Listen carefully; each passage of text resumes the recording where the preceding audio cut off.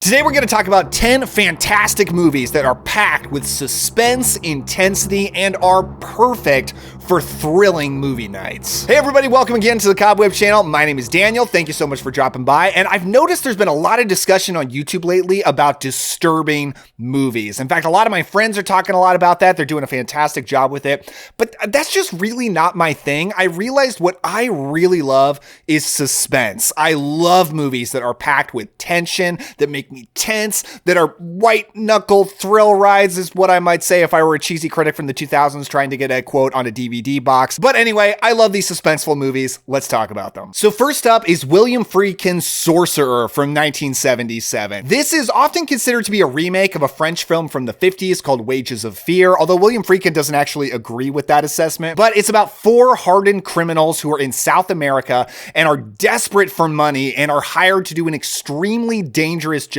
of driving two trucks that are full of dynamite with highly unstable nitroglycerin that might explode at any minute. I've actually owned this Blu-ray for a long time, and even though I'd heard over and over this movie is amazing, it's incredible, I just never felt in the mood for it. I think it's kind of a hard sell, so that's kind of what I'm going to try to do for you. First of all, it starts off, you might say slow, or you might just say really strange. It starts with four different vignettes that introduce each of the four main characters and give their backstory, but it gives absolutely no context for this, so you're kind of just jumping from country to country, character to character, not really able to hold on to anything, like what are we doing here? But once we're finally done with that, we get to South America, we watch these guys. When I say the stakes are high, like it's crazy. This dynamite, if it's just jostled just a little bit too much, I'm bouncing up in my chair, it's going to blow up. So the whole movie, you're just watching these guys drive their trucks, and you're tense the entire time. But the stakes are almost so high, my brain almost didn't want to accept the suspense because I thought, well, obviously our characters aren't just going to blow up halfway through the movie, so I guess it's going to be okay. But the reason the intensity is able to keep going is because the obstacles that they're faced with are so insane, like so crazy.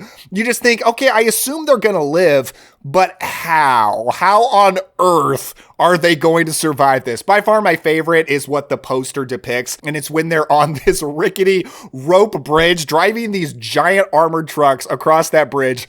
It's like the craziest thing I've ever seen. Now, I do have these movies kind of ranked, so this is my least favorite of the movies. I didn't love it as much as a lot of other people do. Didn't find it to be a masterpiece. I think because the characters are by design unlikable, but therefore it does cut the tension down a little bit when I don't care that much if they live. Now, Roy Scheider is probably the lead, and I do love Roy Scheider as an actor. He's playing some mobster, so he's definitely a bad guy.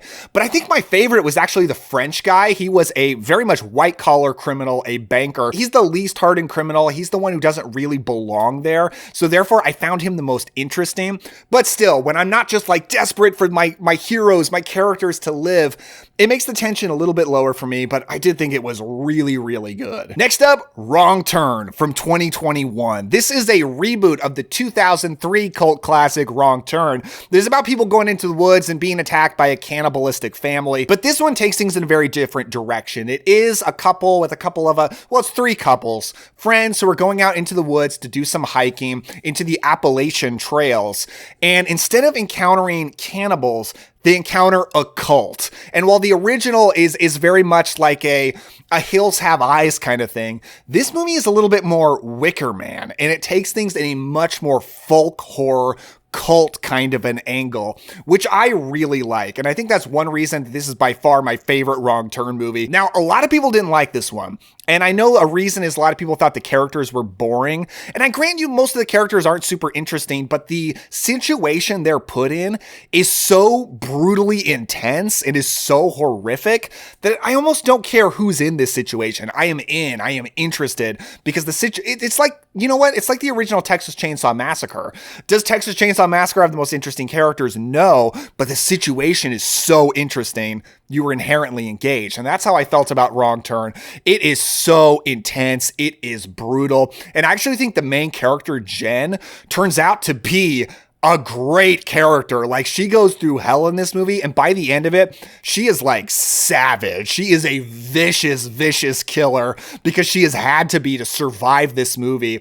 And she goes through like such an arc, such a journey. This movie is so much bigger in scope than you would ever expect it to be. I actually first saw it because a buddy of mine were doing like a long horror marathon in October a few years ago.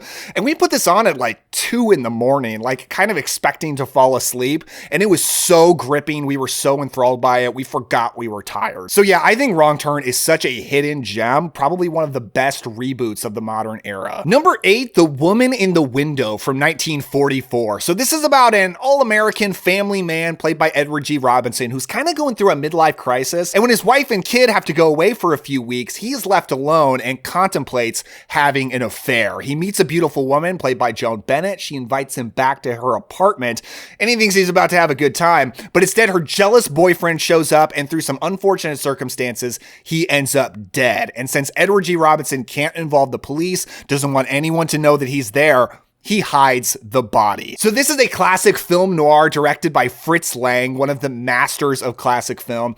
And I was just blown away how intense this movie is. And very much because it's about an everyman trying to hide a dead body that he's not even really responsible for, but he's now an accomplice. He's so complicit in all of this because he covered it up. And a good friend of his is actually the district attorney who is passionately investigating this murder. And he even gets to go along with his friend on these investigations when he knows he himself is the killer. That is a great premise. It is so tense. Edward G. Robinson just looking over his shoulder at every moment through the film. He is great here, very believable. You feel like you're in his shoes. I love movies that are just about a normal person making a few little mistakes and realizing that they've destroyed their whole life and they're desperate to try to cobble it back together. A lot of movies like that typically really works for me. The only thing that brings this film a step down is I don't love the ending. I'm certainly not going to spoil how it ends, but it wouldn't be my preference. I would have liked this to go somewhere different. So that's all I'm going to say, but that's no reason to avoid the film for sure. It is a great journey, just right up until the end, which you might even enjoy more than I did. But yeah, Woman in the Window, such an intense, classic, black and white film noir. Okay, I just realized I forgot to light my candles. This is so embarrassing. There, that's much better. That wasn't a bit, I really did forget. At number 7, Greenland from 2020. This is about an asteroid meteor shower hitting Earth and threatening an apocalyptic situation across the entire planet. And we follow one family who is desperately trying to get to a survival bunker. So this is yet another one of those generic looking Gerard Butler movies that you probably ignored. But here's the thing, I actually respect what Gerard Butler is doing these days. He's one of the few guys who's trying to keep the mid-budget action thriller alive in today's Hollywood system of $250 million blockbusters everywhere. And I like movies like that. I mean, you got a lot of that in the 90s. I respect it. But of all the ones I've seen from Gerard Butler, I think Greenland is head and shoulders above the rest. It is the best of them.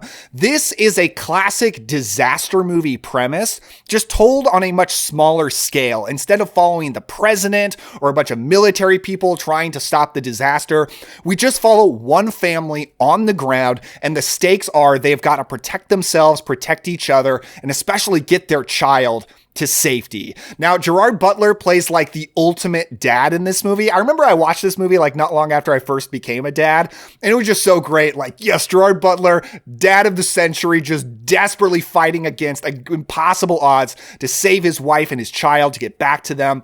And it is so intense because it's very much about what humanity can be capable of at the end of the world. And yes, they are afraid of getting hit by an asteroid and the world blowing up or something, but they're also just afraid of the people around, the people that are using this situation to go crazy, people that are trying to take advantage of them to try to get themselves to safety and stop them. Like, it's brutally intense. You really get to caring about these characters. I love Gerard Butler in this. Marina Baccarin, who you probably recognize from a lot of stuff, is fantastic as the mother. It's just an intense and oddly relatable story at the end of the world. And I wanted to put this on your radar if you haven't seen it, because there's actually a sequel to this coming out this year, which is so surprising. It's called Greenland Migration. I'm personally really excited for it. And I think if you actually watch this film, you probably will be too. At number 6, Running Scared from 2006. So this this is about a low-level criminal who is entrusted by his boss to dispose of a gun that was used to kill corrupt cops, but things spiral out of control when the gun ends up in the wrong hands. I think this is such a hidden gem and probably is absolutely not the kind of movie you're really expecting it to be. I mean, for one thing, the lead is played by Paul Walker, not exactly a respected actor, although I think a lot of people really realized how much they loved him after he passed away way too young. But this is the kind of performance you probably didn't know Paul Walker was capable of. He is crazy intense in this movie. A one crazy night situation of him going down the rabbit hole of the dirtiest, filthiest depths of society in New Jersey. This is such a bleak, like filthy, intense movie that'll absolutely make you feel like you need to take a shower, the kinds of places he goes to. And not even just him, because his wife is played by Vera Farmiga, who's so good here. And at one point, she has to go try to rescue a kid that they know that gets kidnapped. And when she goes into the apartment where this kid ended up, the movie fully turns into a horror movie. Like, Paul Walker is in an action thriller, although an unusually dark and intense one. And Vera Farmiga, like, she's in the scariest horror movie that you probably seen in a long time, as she meets the people that are there, discovers what they do with kidnapped children. It is horrifying, and it is one of the most intense things that I've maybe ever seen. Like, the Paul Walker stuff is great. The Vera Farmiga stuff is better. So this is very much a movie if you just want your heart bumping out of your chest and then want to go take a shower.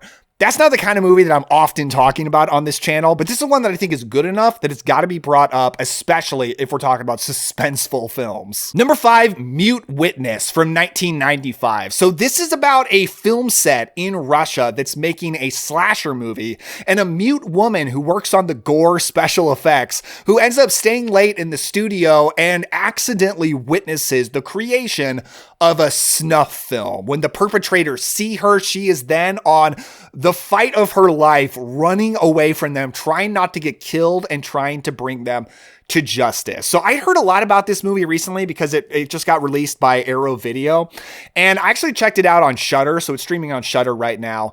And it is so incredible. I loved it so much that I ran out to Barnes & Noble before their Arrow sale ended and bought this movie. I had to have it in my collection. Really cool edition too. You can take off the slipcover. You got that really cool artwork. I just love that. And yeah, it takes place in Russia, but it's actually a British, German, and Russian co-production, but most of it is just in English. But you really feel just the threat of being in a foreign country there where you don't really belong and you don't know what's really going on in society around you. And it is so intense because the sequence where she is running away from these guys after she sees the murder it's pure cinema. Like, at the risk of sounding pretentious, it is pure cinema. It has almost no dialogue. It's just her running away, cat and mouse kind of situation. And it's amazing. Like, I was blown away by how thrilling it all is. But then once that ends and it's more about her trying to bring these guys to justice, it's almost just as intense after that point. Like, it's so good. Like, you grow to like her so much. She's so likable. The bad guys here are so horrifically hateable. You're just desperate for people to believe her, for people to find proof, to know what's really going on. And all of that just makes for an incredibly suspenseful experience. It looks great. It's got so much style. It almost reminds me of like a classic Italian giallo film or something. Like, I mean, this is cinema. A lot of it without dialogue, incredible style in the camera work, in the editing. And on top of it all, it's just fun. Like, it's not just like, oh, it's a great film. Like, it's really fun to watch. It's actually got some laughs at times. It's a blast. It's one of my favorite discoveries of the year. Number 4, Crawl from 2019. So this is about a Category 5 hurricane hitting Florida, and a young woman drives out to her dad's house to make sure he's okay.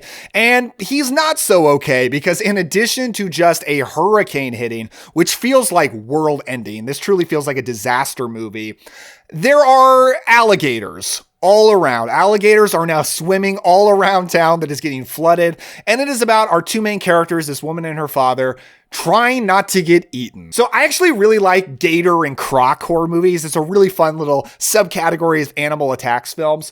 But I gotta say, Crawl is the best. It is the best Gator Croc movie I have ever seen. I remember when I saw this in theaters back in 2019, it was one of the most intense theatrical experiences I had ever had. It's directed by Alexandra Aja, who made like the Hills Have Eyes remake and High Tension, and it's produced by Sam Raimi. Man, when you see Sam Raimi produced a movie, you should probably watch that movie. He's a really, really good producer. But it's just a mile-a-minute suspenseful survival film about people just trying to survive during this hurricane, which is already dangerous enough. This would already be a thrilling movie if we were just dealing with a hurricane, but the gators are awesome here. They are so scary and it feels realistic. Like, what if it got flooded and there are just gators everywhere? Like, what would you even do? I actually heard some people complain about this movie saying there was too much CGI with the gators.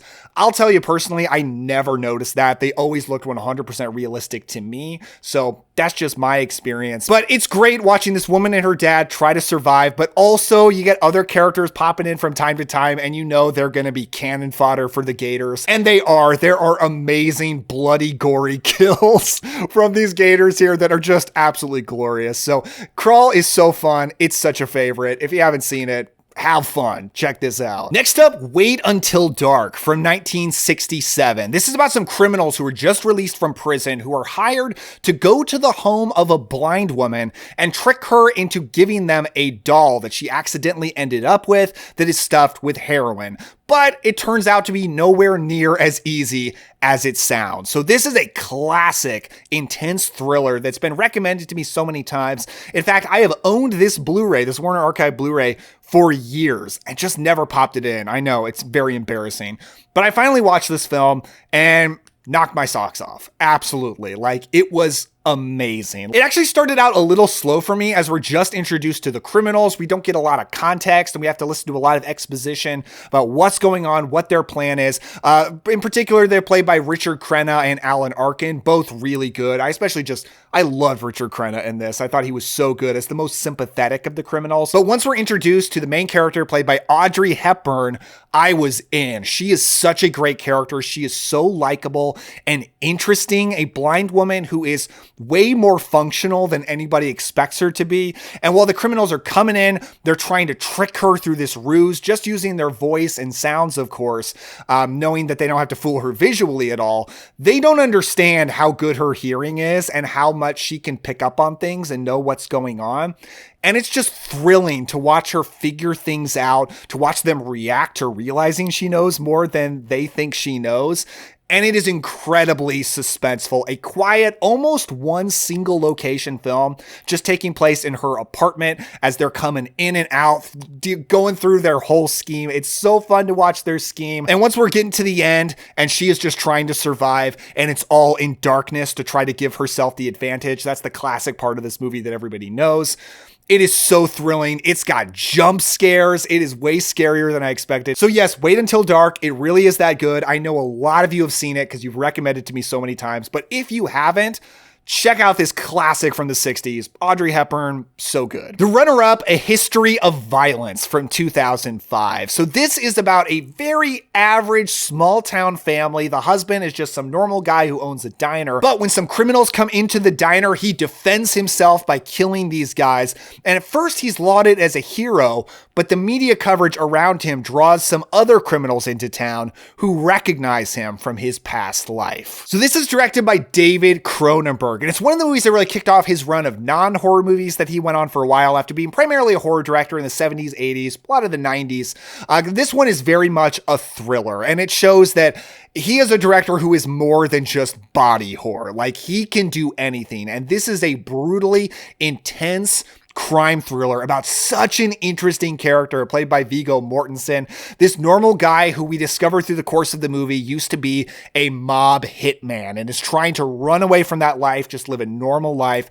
And it's one of those movies about, can you run away from the sins of your past? Can you escape it, or will it always hunt you down? I love his relationship with his family, particularly his wife played by Maria Bello. And they're actually, this may be a weird thing to praise about the movie, but stay with me. There are 2 sex scenes in this film between them, and they are some of the most instrumental sex scenes to plot and character development that I have ever seen.